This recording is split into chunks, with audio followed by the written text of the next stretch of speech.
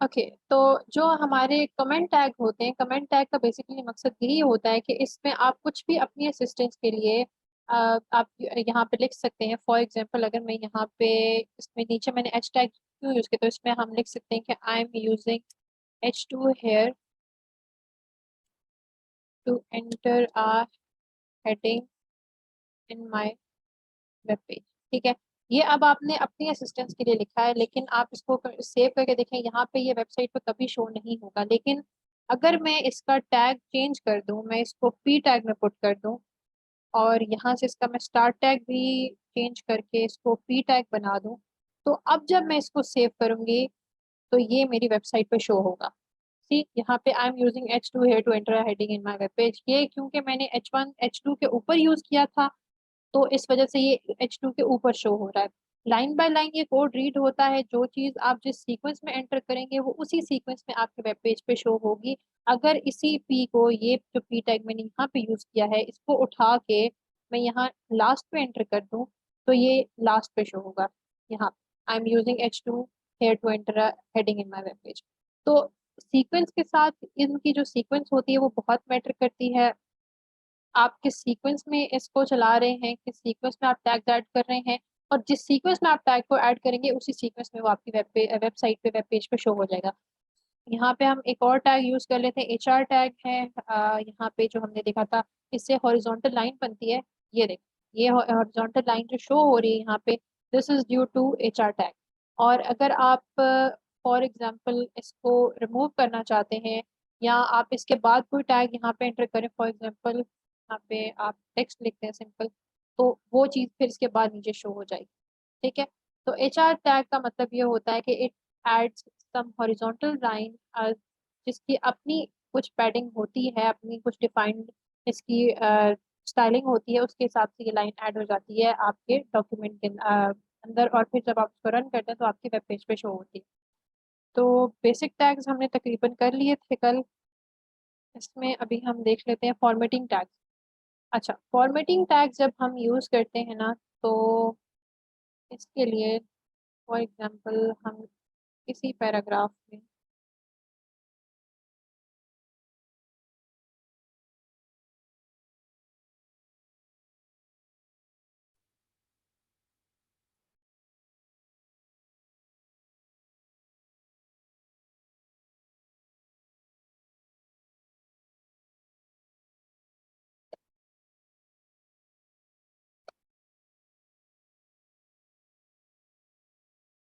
अच्छा अब इस पी टैग के अंदर जब आप बी टैग यूज करना चाहते हैं, तो देखें अब ये बी टैग यूज हो गया यहाँ पे। ठीक है, और यहाँ पे हम इसके अंदर कोई भी टेक्स्ट इंसर्ट करवा दें।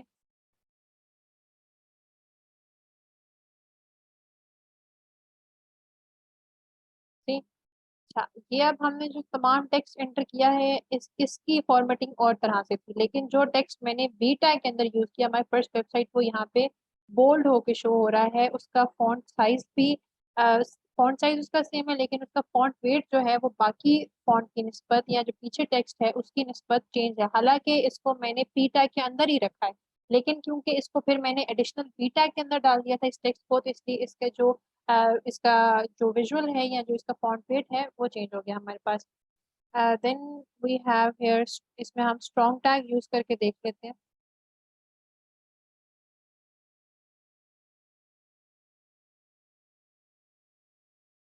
देखिए इसकी अपेयरेंस में कोई चेंज नहीं आया। ठीक है, अच्छा यहाँ पे अब स्ट्रॉन्ग टैग में, बी टैग में डिफरेंस आपके विजुअली कोई डिफरेंस नहीं आता, या आपको देखने में वो डिफरेंस फील नहीं होता, लेकिन this is the difference of the behaviour, this is the difference. जो आपका ब्राउजर है या जो भी कोई आप इसके लिए फाइल एक्सट्रैक्टर यूज करें, जो इस डॉक्यूमेंट को रीड करके आपको आउटपुट शो करवाएगा, उसके लिए जो ये दोनों टैग्स हैं, इन दोनों की जो अंडरस्टैंडिंग है वो डिफरेंट तरीके से, यानी कि बी टैग का उसको पता है सिंपली जो इसके अंदर टेक्स्ट है इसको मैंने बोल्ड करना है, लेकिन जो स्ट्रॉन्ग टैग है इसको ब्राउजर इस तरह से देता है कि इसके अंदर जो टेक्स्ट है इट इज इम्पोर्टेंट और it has to be displayed bold. जो बी टैग है शायद वो कभी किसी ब्राउजर में वो निगलेक्ट हो जाए, या कोई ब्राउजर को शायद रीड ना कर सके, लेकिन जो स्ट्रॉन्ग टैग होता है वो हमेशा, क्योंकि तो वो ये रिप्रेजेंट करता है कि जो उसके अंदर टेक्स्ट है वो स्ट्रॉन्ग, सॉरी वो इम्पोर्टेंट टेक्स्ट है, तो उस इसके लिए ब्राउजर उसको निग्लेक्ट नहीं करता, and it always appears bold on your screen. उसके बाद हम यहाँ पे आई टैग यूज कर लेते हैं, ठीक है। अच्छा, एक और चीज मैं आपको यहाँ पे करके दिखाऊं। हाँ, अच्छा ये देखें, माय फर्स्ट वेबसाइट जो है ना, ये हमारा जब हमने इसको आई टैग के अंदर पुट किया तो ये इटैलिक्स में तो शो हो रहा है, लेकिन यहाँ पे मैंने इसका जो एंड टैग है उसको मैंने आई नहीं बनाया, ठीक है, यानी यहाँ पे मैंने आई पुट नहीं किया। तो इसका मतलब ये नहीं है कि मेरा जो बेसिकली स्टार्ट टैग था वो इम्प्लीमेंट नहीं हुआ, वो इम्प्लीमेंट हो गया, लेकिन यहाँ पे अब वो मुझे एरर दे रहा है। ये उसने रेड कर दिया इसको कि this also needs to be change और रिवाइज, तो इसको अब जब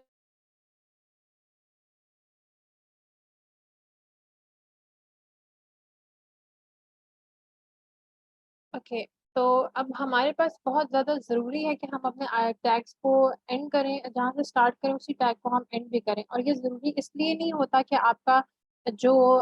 टैग है अगर आप उसको एंड नहीं करते वो जैसे अभी हमने यहाँ पे देखे जहाँ से हमने आई टैग स्टार्ट किया था, अगर मैंने उसको आई टैग के साथ एंड नहीं भी किया तो वो इम्प्लीमेंट जरूर हो गया, लेकिन वो उसने हाईलाइट कर दिया टेक्स्ट में कि यहाँ पे मेरा एरर शो हुआ कि मैंने उसको एंड नहीं किया था। तो जिस टैग को आप स्टार्ट करें उसको आप एंड भी करें, और यहाँ पे मैं आपको बताऊं, जैसे फॉर एग्जांपल ये टैग मैंने स्टार्ट किया है, तो इसका जो एंड टैग है वो अल्टीमेटली खुद ही शो हो जाता है जैसे ही हम ये ग्रेटर देन का साइन इसके एंड पे पुट करते हैं। तो इसलिए ये इतना कोई मतलब ख्याल रखने वाली चीज नहीं होती, अगर आप इसको प्रॉपर चैनल के थ्रू कर रहे हैं तो फिर ये हो जाता है, लेकिन जैसे अब ये मेरा ऑलरेडी इंसर्टेड टैग है, इसी को अगर मैं चेंज करके यहाँ पे for example you tag put कर रही हूँ तो इसको फिर जरूरी है कि मैं इन पे जाके खुद ही मैनुअली चेंज भी करूँ।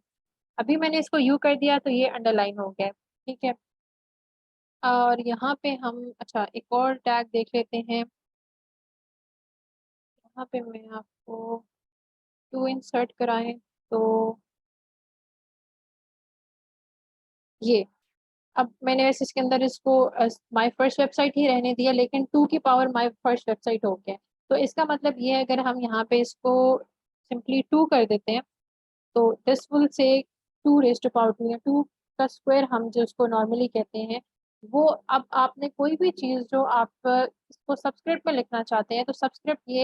ये जो चीज़ है, ये जो टेक्स्ट यहाँ पे शो हो रहा है इसको आप सबस्क्रिप्ट कहते हैं। सबस्क्रिप्ट का जो टेक्स्ट होता है उसको आप हमेशा एसयूपी टैग के अंदर पुट करते हैं।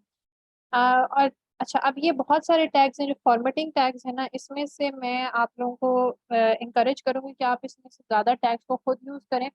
After this lecture try this by yourself. अगर कोई चीज़ आपको नहीं समझ में आती तो फिर आप उसको जो है ना मुझसे पूछ सकते हैं, लेकिन फॉर्मेटिंग टैग पे मैं इतना टाइम स्टे नहीं लगाऊंगी, क्योंकि फॉर्मेटिंग के लिए बाद में हम सीएसएस को पढ़ेंगे, तो इसलिए हम फॉर्मेटिंग पर ज़्यादा ध्यान नहीं देंगे। बाकी जो इंपॉर्टेंट टैग्स हैं हम उनको अगर कर लें तो वो ज़्यादा इंपॉर्टेंट है, क्योंकि फॉर्मेटिंग के लिए तो बाद में हमने सीएसएस करनी ही करनी। तो let's move forward to image tags. Image tags में आपके पास आ जाता है इमेज, सिंपल हमने जो कहा था इमेज आप टैग पुट किया। अच्छा, अब इस टैग को सिंपली यहाँ पे पुट करने से आपके पास कोई इमेज शो नहीं होगा और इसका कोई एंड टैग भी नहीं होता, ठीक है। अगर फॉर एग्जांपल मैं इसका एंड टैग इंसर्ट करूँ भी तो वो एरर देता है, क्यों? क्योंकि इमेज जो आपने इतना टैग पुट कर लिया है यही इसका स्टार्ट टैग भी है और एंड टैग भी है। तो अब हम यहाँ पे जो हमने एड्रेस असाइन करना है वो आप इस ग्रेटर देन के साइन के अंदर आए, यहाँ पे आप इसको स्पेस दें, यहाँ पे आप लिखेंगे SRC, उसके बाद आप इक्वल टू देंगे, फिर आप कोटेशन मार्क्स एंटर करेंगे और इन कोटेशन मार्क्स के अंदर आप अपनी वेबसाइट जो भी कोई इमेज आपने इंसर्ट करवाना है उस इमेज का आप लिंक प्रोवाइड कर देंगे। फॉर एग्जांपल हम ये लिंक गूगल से निकाल लेते हैं कि कोई भी ऑनलाइन इमेज,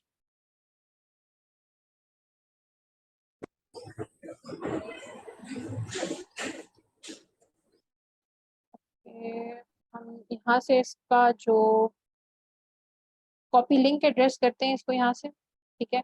और उसको अपने SRC के अंदर हम यहाँ पे वो लिंक जो है ना उसको कॉपी कर देते हैं, पेस्ट कर देते हैं, सॉरी। अच्छा, अब हमने इसको एस किया और यहाँ पे अच्छा अब ये देखिए यहाँ पे वो इमेज लोड नहीं कर पा रहा। इसकी वजह क्या होती है कि जब डायरेक्टली आप अपने एक वेबसाइट पे ऑनलाइन एक लिंक आप प्रोवाइड करते हैं ना, तो इस टाइम ये वेबसाइट जो है ये लाइव नहीं है या ये इंटरनेट के साथ डायरेक्टली कनेक्टेड है। अगर मैं इंटरनेट डिस्कनेक्ट भी कर दूं तो ये जो भी कोड यहाँ पे मैं लिखूंगी उसको ये रन करके दिखा देगा, क्योंकि it is not connected to internet. लेकिन जब ये वेबसाइट आप लाइव कर देंगे, it will have a proper internet connection, तो फिर ये इस लिंक को रीड करके तो इस पे जो भी कोई इमेज होगा उसको डिस्प्ले करवा देगा। तो यहाँ पे अब हम अगर कोई अच्छा, ये तो हमने ऑनलाइन लिंक के लिए देखा है। अगर आप अपने सिस्टम से कोई फाइल इसमें इंसर्ट करवाना चाहते हैं तो उसके लिए आप यहाँ पे इसको लिंक प्रोवाइड करेंगे। इसके लिए हम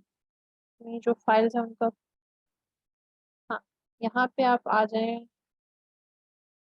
तो let's see,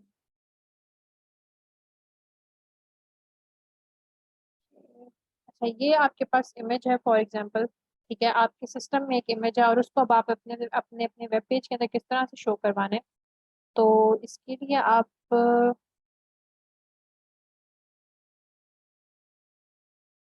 अच्छा, आप इसकी प्रॉपर्टीज चेक करेंगे उस इमेज की, ठीक है।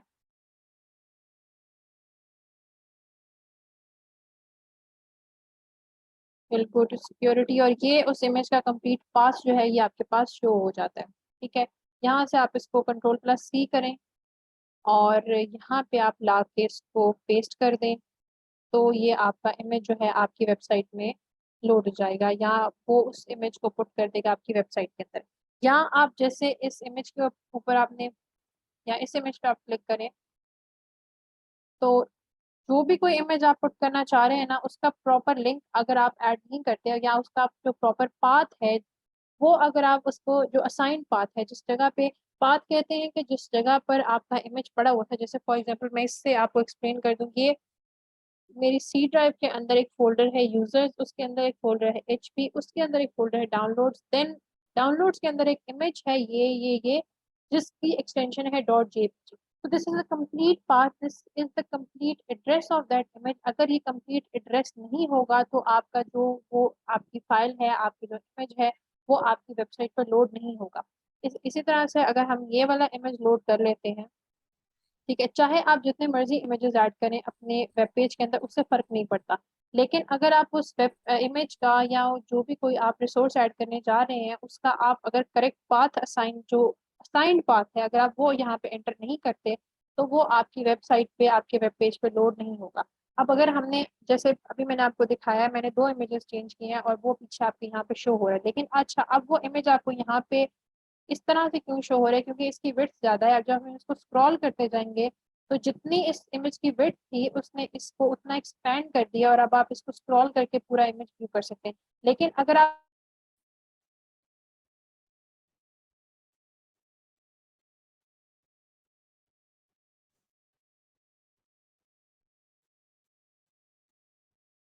ओके सो अब हम इसमें ये देख रहे थे कि आपका इमेज एक्सपैंड जो हुआ है इसने अल्टीमेटली वो विड्थ अचीव किया जो इस इमेज की बाय डिफॉल्ट थी। लेकिन अगर आप ये चाहते हैं कि ये आपकी कुछ डिफाइंड विड्थ या हाइट के अंदर ये सिर्फ इमेज डिस्प्ले हो, तो उसके लिए फिर आप इसमें स्टाइल का जो टैग होता है या सीएसएस के जो आपके पास स्टाइलिंग होती है उनको आप यूज करते हुए फिर इसको आप स्पेसिफिक हाइट विड्थ सब कुछ असाइन कर सकते हैं। लेकिन अभी क्योंकि हमने इसमें सीएसएस इम्प्लीमेंट नहीं की, तो सिंपल जब आप इमेज टैग यूज करते हैं तो उससे जो इमेज होता है उसकी जितनी बाय डिफॉल्ट हाइट थी, जितनी विड्थ थी, जितने पिक्सल उस पे वो था, वो पूरी स्पेस लेता है, ठीक है। उसके बाद हम यहाँ पे देख लेते हैं, we have- अच्छा, ये आपके पास जो फिगर का है, आपका जो टैग है उसको आप सिर्फ फिग भी लिखते हैं या आप इसको फिगर कंप्लीट लिखें,